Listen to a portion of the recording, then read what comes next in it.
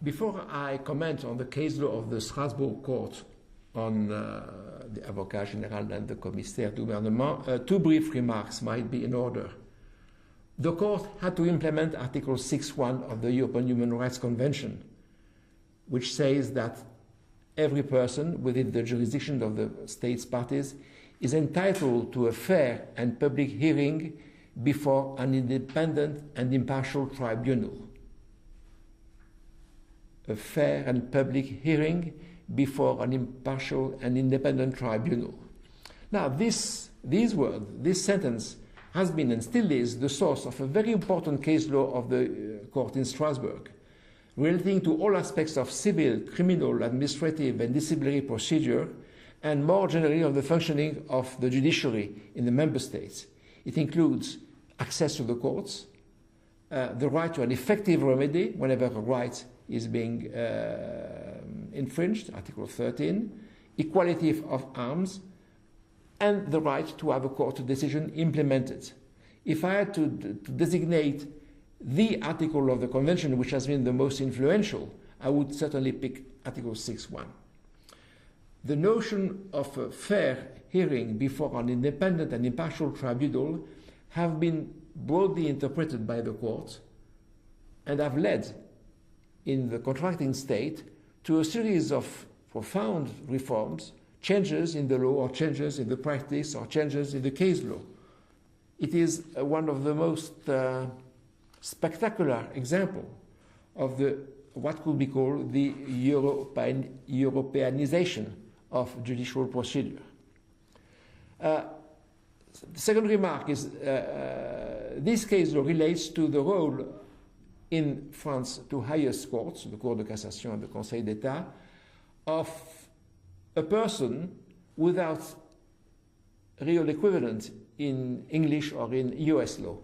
The Advocate General in the Cour de Cassation and the Commissaire du Gouvernement in the Conseil d'État. As to the latter, let us eliminate what could be misleading. He does not represent the government. Now, who are they and what is their role? They belong to the court. They are not exterior persons, they belong to the court. They are not sitting judges, and therefore they will not take part, they will not cast their vote in the court's final deliberation. They are not parties to the case. Their role is to present at the public hearing oral conclusions, an opinion in which they state independently their opinion on the legal issues of the case and recommend an answer. Such conclusions are often published in legal journals, but they are not part of the decision. And finally, and not least, they carry weight. They influence the court. One additional remark. In both courts, when a case is being adjudicated by the court, it will have a rapporteur, that is the member of the court who is the first to see the file, the dossier, and we shall report before the court on what it is, what are the issues, and recommending a solution. Now, this being said, the issues before the Strasbourg court were as follows. The practice was that the rapporteur's report and the draft opinion by the rapporteur were communicated to the Advocate General and not to the parties. Hence the question, is this consistent with the principle of equality of arms? And the principle according to which the parties must be in a position to reply to whatever is said in court. This for the conclusions.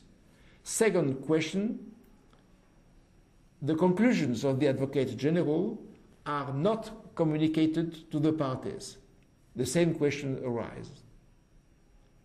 And third and last question, we are speaking of the Cour de Cassation only, then, the Advocate General attend the court's deliberation in camera.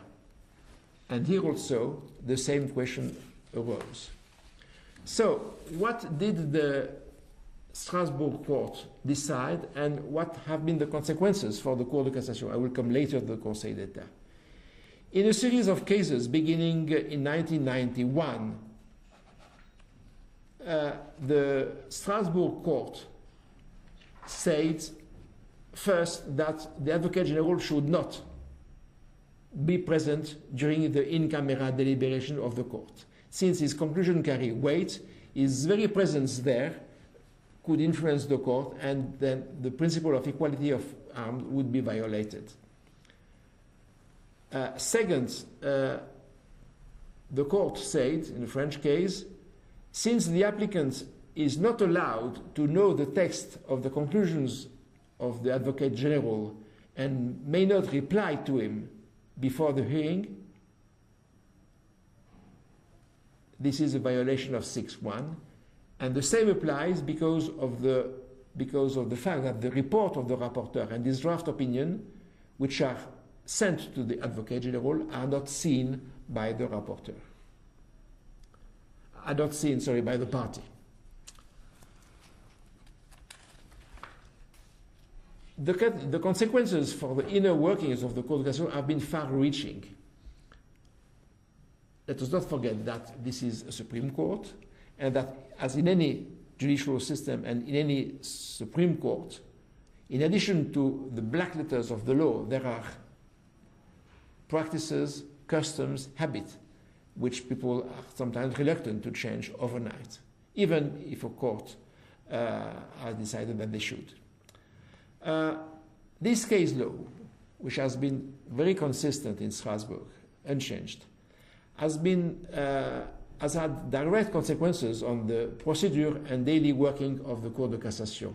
It has provoked a heated debate, which is no secret, it has been mentioned in the press, between its members, especially between, on the one side, the president of the court and the heads of the main divisions, the sitting judges, and on the other side, the advocates general. There are 23 of them. Some tension has developed and is now a public matter, discussed in legal journals, even in the general press.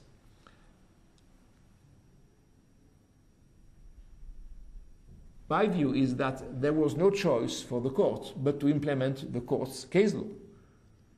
Since the Cour de Cassation is in charge, as Supreme Court, to see to it that Article 6-1 is respected by the lower court, how could it censor the lower court and not implement itself what the Strasbourg court said it should do? The present practice, as far as I know it, is that the Advocate General has been excluded physically from the deliberations of the court. Hence, a first cause of irritation for them.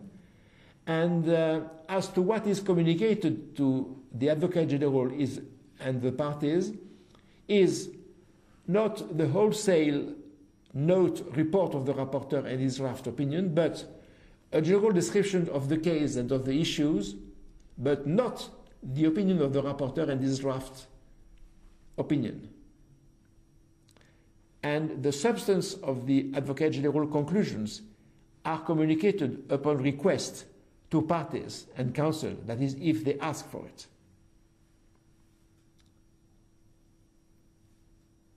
This is the present situation. My guess is that this will remain so, but the